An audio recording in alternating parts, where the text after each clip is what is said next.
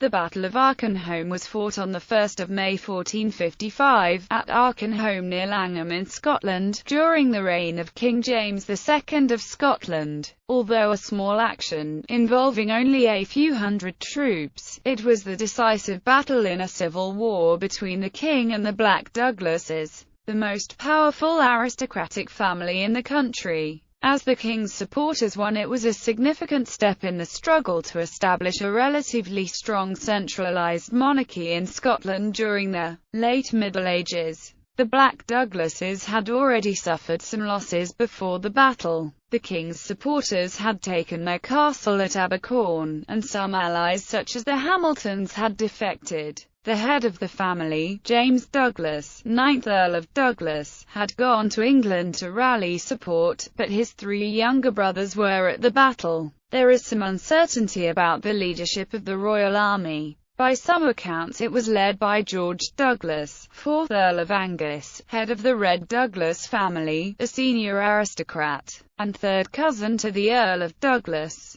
However, other accounts describe it as a force of local border families, Johnstons, Maxwells, and Scotts, who had previously been dominated by the Black Douglases but now rebelled against them, led by the Laird John Johnston of Johnston in Annandale, who succeeded his father 1455. Of the three Douglas brothers, Archibald Douglas, Earl of Moray, was killed in the battle and his head presented to the king. Hugh Douglas, Earl of Ormond, was captured and executed shortly afterwards, and John Douglas, Lord of Balvenie, escaped to England. Shortly after the battle, the Black Douglases were attainted, the last few castles held by them fell, and they ceased to be a serious force in Scotland. Aftermath. After the battle, the Douglas, Earl of Angus, was awarded the Douglas Lordship of the Black Douglas, along with the original possessions of his ancestors in Douglasdale.